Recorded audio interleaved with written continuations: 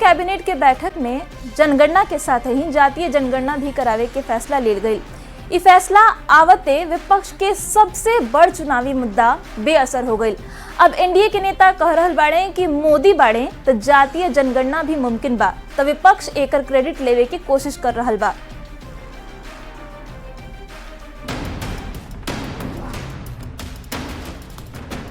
मोदी बानी तो जाति जनगणना मुमकिन बा, इ नारा एनडीए के नेता दे रहल बाड़े। काहे कि प्रधानमंत्री नरेंद्र मोदी पूरा भारत में जाति जनगणना करावे खातिर फैसला लेके इतिहास रच दिले बाड़े। प्रधानमंत्री मोदी भारत के पहला प्रधानमंत्री हमन जे जाति जनगणना करावे के फैसला लिहलन और पीएम के यह फैसला से बीजेपी गदगद बिया कि पूरे देश में गणना के साथ जातीय जनगणना भी होगा। मैं धन्यवाद देता हूं अपने लोकप्रिय प्रधानमंत्री श्री नरेंद्र मोदी जी को कि आपने एक बहुत ही ऐतिहासिक फैसला लिया है। केंद्र सरकार जाति जनगणना करावे की घोषणा से पूरा देश में सियासी हलचल मचा देलस और बिहार में जातिगत गणना के क्रेडिट लेवे के होड़ भी तेज हो गई। जेडीयू 1994 में नीतीश कुमार के संसद में देहल बयान जारी करके इस साबित करे के कोशिश कैलस कि जाति जनगणना के पहल नीतीश कुमार ही कैले रहलन। इस देश में 1931 में जात के आधार पर जनगणना हुई थी, कास्ट सेंसस हुआ था। उसके बाद से कास्ट सेंसस नहीं हुआ है। आज हर जाति दावा करती है कि मेरी आबादी इतनी है, मेरा ये इतना प्रतिशत है। इसलिए एक बार इस देश में जाति के आधार पर जनगणना हो जानी चाहिए और जात के आधार पर जनगणना करने के पश्चात जितनी भी जातियां इस देश में बसती है सबको आबादी के हिसाब से आरक्षण दे दिया जाना चाहिए। तब विपक्ष भी क्रेडिट की रेस में पीछे रहे वाला नहीं थे। कांग्रेस और आरजेडी दोनों खुद के जाति जनगणना के सूत्रधार बतावे के पुरजोर कोशिश कर रहल बा। कास्ट सेंसस का अनाउंसमेंट किया, हम इसको सपोर्ट करते हैं, पूरी तरह सपोर्ट करते हैं, मगर हम टाइमलाइन चाहते हैं। हम जानना चाहते हैं ये कब तक होगा और ये एक पहला कदम है। हमारे पुरखों की जीत है, समाजवादियों की जीत है, लालू जी की जीत है। आपको पता होगा 96-97 में भी कैबिनेट से जो है पास किया गया था कि 2001 का जो होगा उसमें जनगणना जो होगी उसमें जाति आधारित गणना भी कराया जाएगा। देश में खासकर बिहार में जाति अगर सबसे बड़ा मुद्दा नहीं खे तो फिर इहो एगो बड़ सच्चाई बा कि चुनाव यही मुद्दा पर लड़ल जाला। राजनीतिक जानकार संजय कुमार के मानल ई बा कि भारत में कास्ट सेंसस जैसन बड़ फैसला लेहल एगो साहसी फैसला है और अगर प्रधानमंत्री नरेंद्र मोदी ये ऐतिहासिक फैसला ले बाड़न तो एकर सराहना होके के चाहिए। ठीक है, राहुल गांधी जी इधर जातीय जनगणना की बात कर रहे हैं, लेकिन मनमोहन सिंह से लेकर के और बाद के चरणों में जब मिली जुली सरकार रही, समाजवादियों की भूमिका रही, उन्होंने भी कास्ट सेंसस का साहस नहीं कर पाए।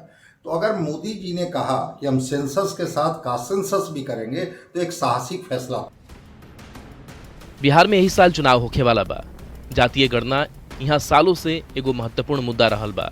अब तक विपक्ष सरकार के यही मुद्दा पर घेरत रहल बा, पर केंद्रीय कैबिनेट के यह फैसला से विरोधी के सबसे बड़ हथियार बेकार हो गई बा।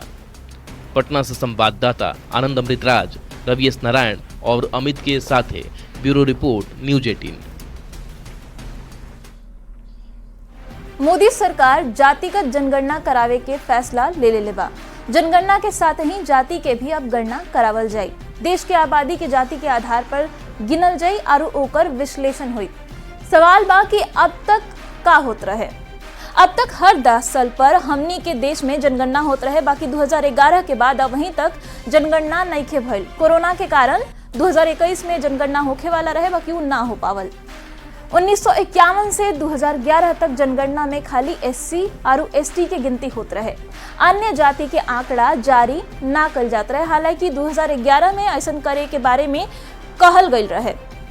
अब सवाल ई बा कि का कबहू देश में जातिगत जनगणना भइले नहीं है, तो एकर जवाब बा ना।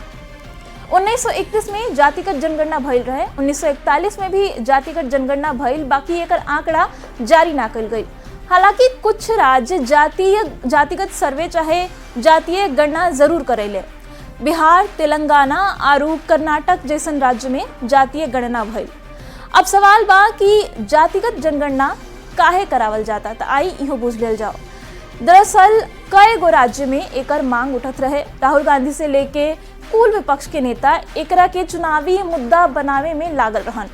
जातिगत जनगणना के मांग के पीछे तर्क देल जाता कि एकरा से जाति के सही संख्या के पता चली और आंकड़ा के आधार पर नीति बनावल जाई, ताकि जवन वर्ग पीछे छूट गइल बा ओकर विकास हो सके। बीजेपी के आरोप बा कि कांग्रेस के सरकार में जातिगत जनगणना के विरोध कइल गइल। आजादी के बाद के सब जनगणना में जाति के गणना ना भइल। बिहार बीजेपी के आरोप बा कि 2010 में मनमोहन सिंह के आश्वासन देल गइल रहे, उ देले रहन आश्वासन की कैबिनेट में विचार कइल जाई, तब मंत्रिमंडल समूह के गठन कइल गइल। ज्यादातर दल जातीय जनगणना के पक्ष में रहे। कांग्रेस सरकार जातीय जनगणना के बजाय तब सर्वे करा देलस, बाकी कांग्रेस जातीय जनगणना ना करवावलस। राजनीतिक लाभ खातिर एह मुद्दा के उपयोग कइल गइल ऐसन आरोप बीजेपी लगा रहल बिया।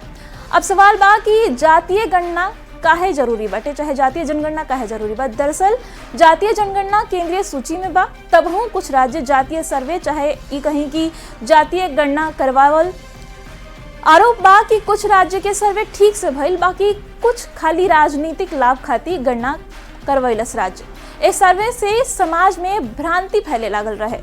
सामाजिक ताना बाना राजनीति के दबाव में ना आवे और देश सामाजिक आर्थिक दृष्टि से मजबूत होके, यही से अब जातीय जनगणना करावल जरूरी हो गइल बाटे। अब जातीय जनगणना के फैसला पर क्रेडिट पॉलिटिक्स के भी बूझ लेल जाओ। दरअसल विपक्ष जातीय जनगणना के राजनीतिक मुद्दा बनौले रहे। मोदी सरकार एक झटका में विपक्ष से ये मुद्दा छीन ले बा। ऐसे में एकर पूरा क्रेडिट अब मोदी सरकार के खाता में चल गई बा। दरअसल बिहार में चुनाव बा, विपक्ष एह मुद्दा से माहौल बनावत रहे। तेजस्वी यादव बिहार के जातीय गणना के क्रेडिट लेत रहन, राहुल गांधी तेलंगाना मॉडल दिखावत रहन। बाकी मोदी एक फैसला से एक झटका में विपक्ष के मुद्दा छीन ले, विपक्ष के मुद्दा विहीन कर देले। अब सवाल बा कि का बिहार चुनाव के चलते सरकार ई फैसला ले बिया। तो देखें कि 2024 के लोकसभा चुनाव में यूपी और बिहार में बीजेपी के गैर यादव ओबीसी वोट कम मिलल रहे। हो सकता कि ई फैसला के जरिए बीजेपी अपन पिछड़ा वर्ग के वोट शेयर बढ़ावल चाहत बिया। फिर सवाल बा कि एकर फायदा का होई, तो इहो पूछ लेल जाओ। ई फैसला से बीजेपी के बिहार में चुनाव में पिछड़ा वर्ग के वोटर्स के टारगेट करे के आसानी हुई। प्रधानमंत्री तो ये फैसला बड़का ले बड़े। अब अगला खबर पर पढ़ल जाओ। प्रधानमंत्री नरेंद्र मोदी मई के आखिरी सप्ताह में एक बार फिर से बिहार आवे वाला बाड़े। अब की बार प्रधानमंत्री शाहाबाद में आई हैं और बिहार के कई गो तोहफा दी हैं। एक पहले 4 मई के प्रधानमंत्री वर्चुअली कई गो सौगात देवे वाला बाड़े, यानी बिहार में एक महीना में पीएम के 2 गो कार्यक्रम होखे वाला बा।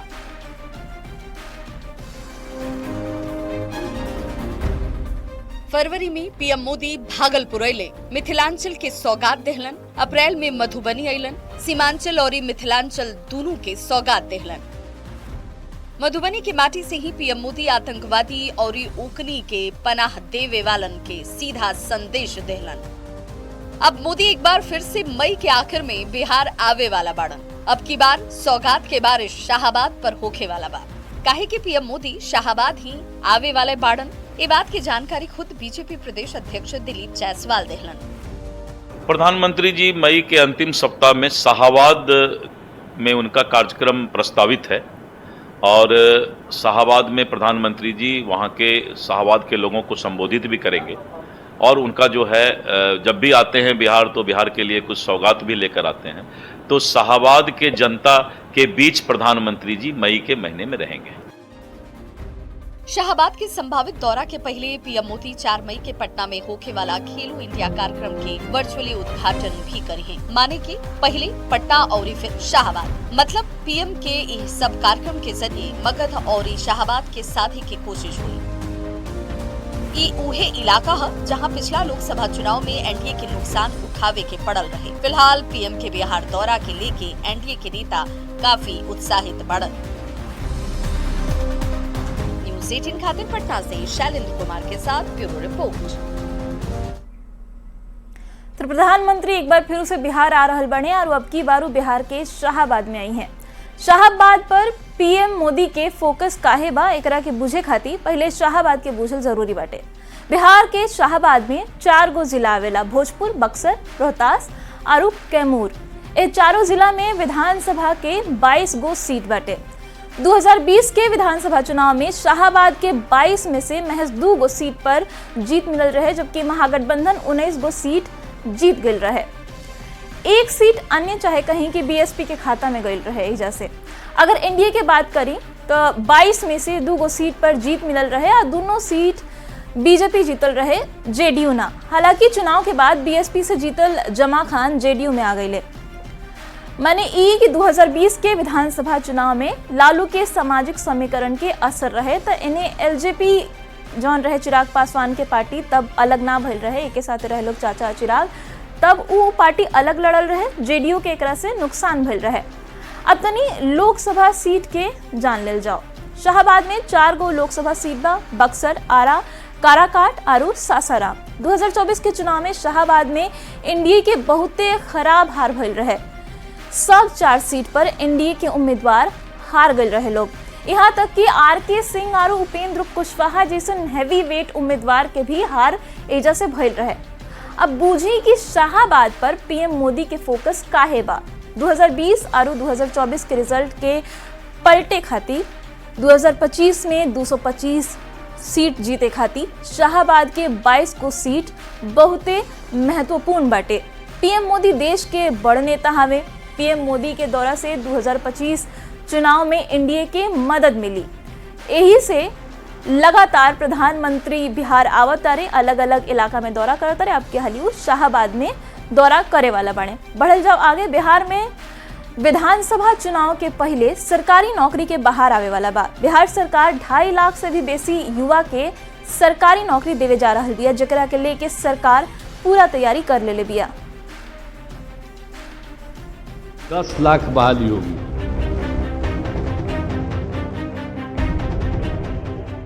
बिहार के मुख्यमंत्री नीतीश कुमार 7 निश्चय 2 के तहत बिहार के युवा सबके 10 लाख नौकरी और 10 लाख रोजगार देवे के वादा कैले रहन।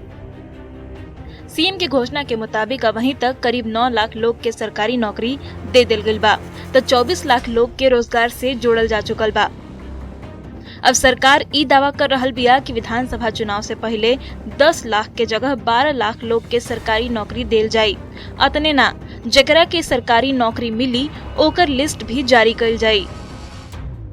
जो 2020 से लेकर 2025 तक जिनको भी नीतीश कुमार जी के नेतृत्व में सरकारी नौकरी देने का काम किया गया है, रोजगार देने का काम किया, सबको बधाई और संदेश भी माननीय मुख्यमंत्री जी की ओर से दिया जाएगा और लिस्ट भी हम लोग जारी करेंगे। बिहार के 9 अलग अलग एजेंसी में लगभग 2,75,000 बहाली निकले वाला बा, जेकर प्रक्रिया शुरू हो गई बा। कई गो एजेंसी बहाली निकाल भी देले बा, तब वहीं कुछ प्रक्रिया में बा। चुनाव से पहले सरकार ठेका माने संविदा पर सेवा दे रहल data entry operator, IT manager आदि कर्मी के सरकारी कर्मी के दर्जा दे दी। जानकारी के मुताबिक बिहार में डेटा एंट्री ऑपरेटर के क्लर्क पद पर सेटल कइल जाई। सरकार के देने से निकल रहल बम्पर बहाली के लेके एनडीए के नेता उत्साहित बाड़े और आरजेडी पर निशाना साध रहल बाड़े। हालात तेजस्वी यादव यह है कि आपके परिवार की पुत्रवधू श्रीमती गुंजन यादव स्वर्गीय मंगरू राय के परिवार को नौकरी आपके पापा ने दिया था तो उसको जमीन लिखना पड़ा था, और श्रीमती गुंजन यादव को नीतीश अंकल ने नौकरी दिया तो न जमीन लिखना पड़ा न कोई रुपए का निवेश करना पड़ा। 24 लाख स्वरोजगार के क्षेत्र में और पूरे देश के अंदर में अगर विमर्श होगा तो बिहार रोजगार के मामले में नंबर 1। पक्ष के साथी ये कहने के लिए चिल्ला रहे हैं कि हमने वो किया, लेकिन उनको ये पता नहीं है कि इस राज्य के मुखिया और सरकार का मुखिया माननीय मुख्यमंत्री होते हैं। अब मुख्यमंत्री जी की मर्जी से ही उनके कहने पर होती है, लेकिन उनके अपने सपोर्टर को मूर्ख समझते हैं कि मेरी बात को मान लेगा, लेकिन जनता सब जानती है। तो आरजेडी बिहार में निकल रहल सरकारी बहाली के क्रेडिट लेवे के कोशिश कर रहल बा।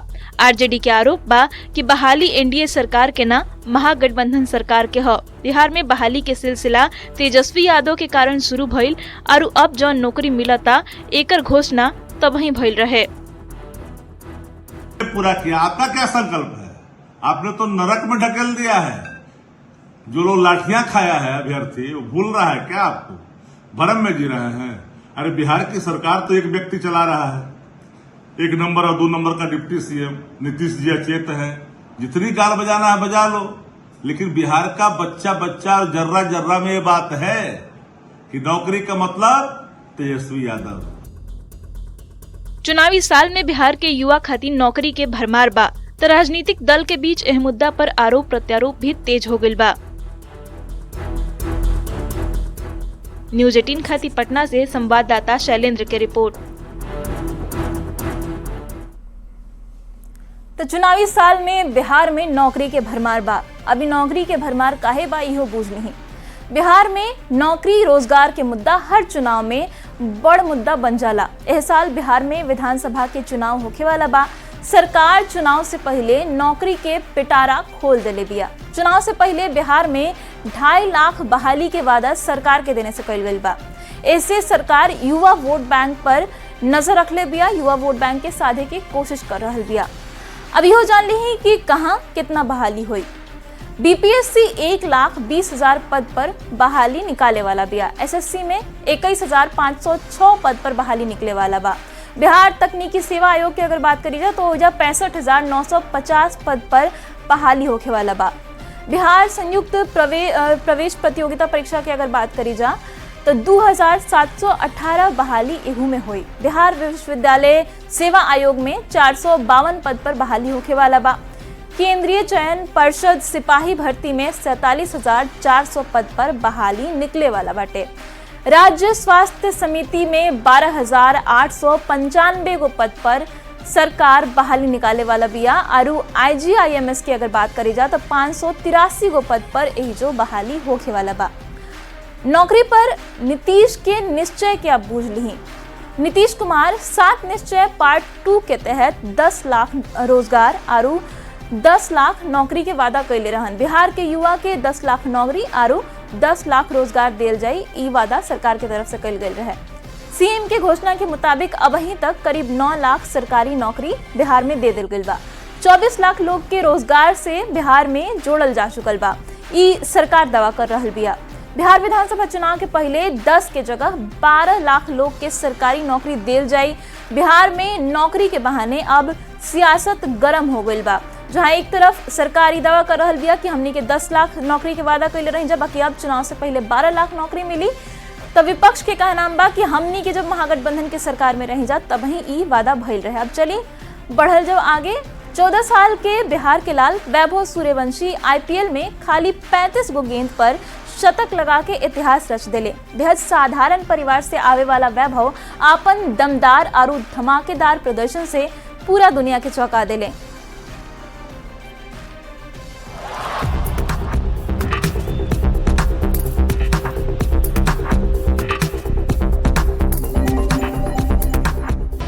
वैभव सूर्यवंशी क्रिकेट के ऊ उभरत सितारा जे अपन नाम के पूरा दुनिया में चरितार्थ कर रहल बा।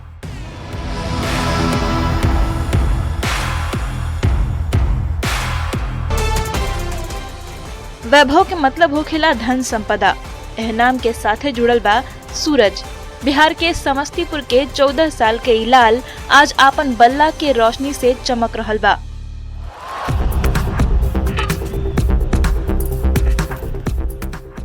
आपन धाकड़ अंदाज से सभे के मन मोह रहल बा और पूरा दुनिया के चकित कर रहल बा।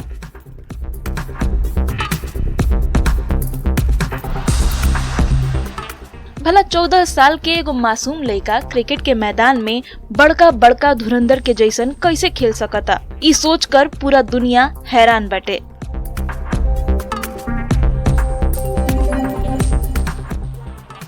जयपुर के क्रिकेट स्टेडियम में वैभव छक्का जड़ के जैसे ही अपन शतक पूरा कैले, वैभव के नाम जुड़ गई कई गो रिकॉर्ड।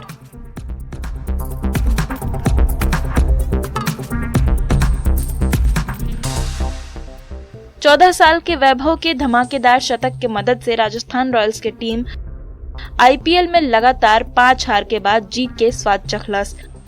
और एकर नायक रहले बिहार ही ना पूरा भारत के लाल वैभव सूर्यवंशी।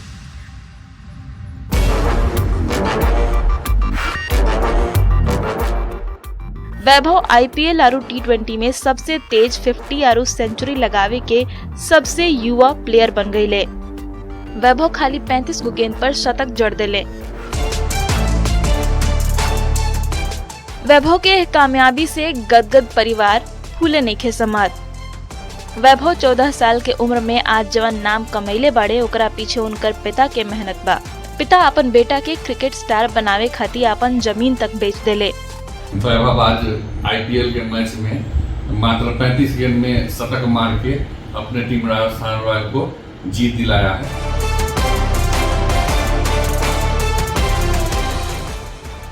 वैभव के ऐतिहासिक उपलब्धि पर उनका गांव समस्तीपुर के ताजपुर में जश्न के माहौल बा।